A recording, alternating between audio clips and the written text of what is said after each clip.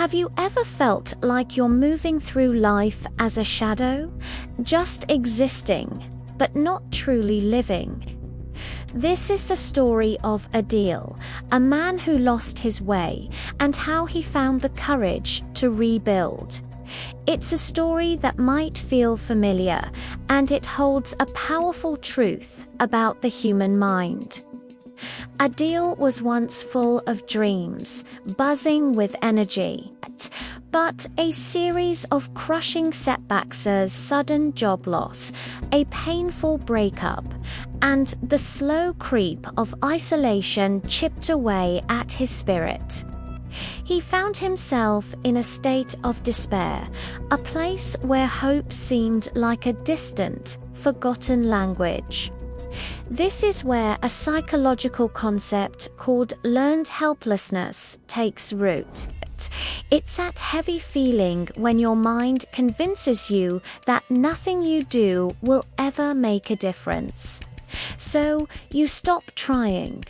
For Adeel, this meant withdrawing from the world. He stopped answering calls, neglected his home, and let the days blur into one another. He wasn't being lazy. He was experiencing a cognitive shutdown. When we feel hopeless, our brain chemistry actually changes. Dopamine levels, the neurotransmitter linked to motivation and reward, can drop significantly. The prefrontal cortex, responsible for planning and decision-making, becomes less active. This isn't a failure of character. It's a state of neurological and emotional exhaustion. Your brain is literally running on empty, making it almost impossible to just snap out of it. So, what exactly is hope, and how do we lose it? According to the late psychologist Charles Snyder, hope isn't just a fleeting emotion. It's a mental framework built on three core pillars. First, you need goals having something, anything, to aim for. Second, you need pathways believing there's a way, or multiple ways, to get there. And third, you need agency, the belief in your own ability to walk that path. When any one of these pillars crumbles, the entire structure of hope begins to collapse. For Adeel, all three had vanished. He had no goals, saw no path forward, and felt powerless to change his situation. The turning point for Adeel wasn't a grand, life-altering event. It was small, almost insignificant, while rummaging through an old box. He found a photograph of himself from a happier time, a goofy smile on his face, surrounded by friends. He didn't feel a sudden rush of happiness, but something else stirred within him. Curiosity. A tiny question flickered in his mind. What if? What if I could feel that way again? This flicker of curiosity is often the first spark of recovery. It's the brain's gentle nudge towards engagement. The journey out of hopelessness rarely begins with a roar of confidence. It starts with a quiet what if. That small question was enough to disrupt the cycle of apathy. From that tiny spark, Adeel began to take small, almost mechanical actions. He didn't wait to feel motivated. He just did something. He put on his shoes and went for a short walk around the block. The next day, he cleaned one corner of his room.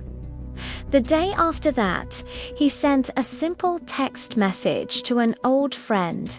Hey, this process is a core principle of a powerful technique called behavioral activation therapy. The idea is simple but profound. Action precedes emotion. You don't wait until you feel good to do things. You do things to start feeling good. These small, consistent actions begin to rebuild your energy and sense of purpose. Each completed task, no matter how minor, sends a signal to your brain. I can still do things. I still have some control. Hope rebuilds slowly, brick by brick, through this daily effort. It's not a sudden miracle. It's a gradual rewiring of your brain and your perspective.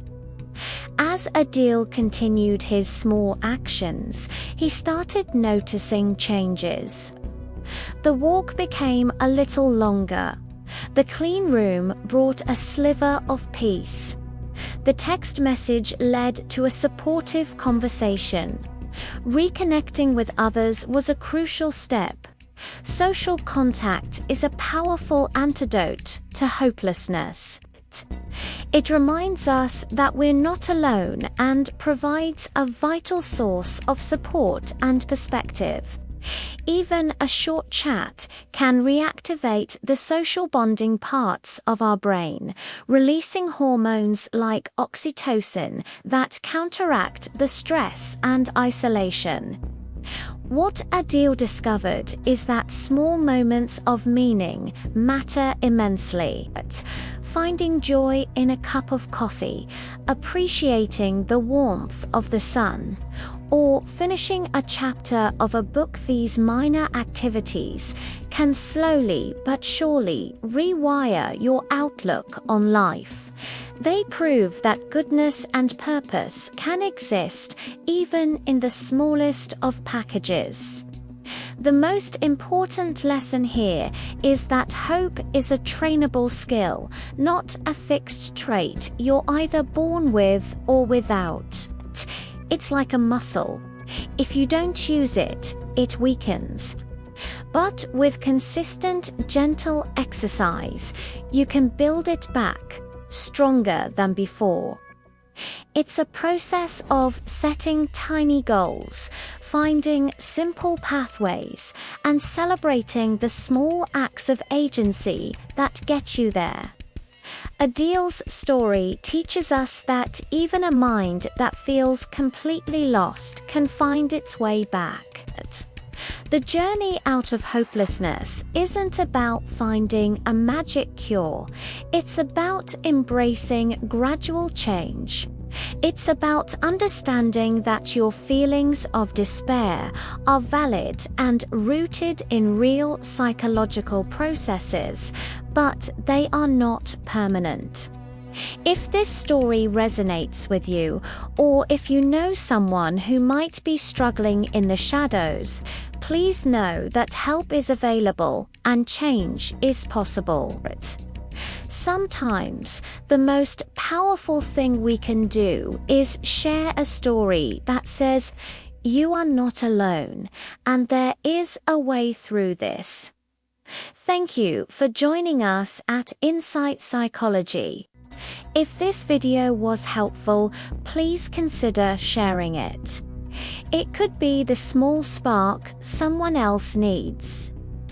And don't forget to subscribe for more content on understanding the mind and building a better life. Remember, you don't need to see the whole path ahead. You just need to take the next step.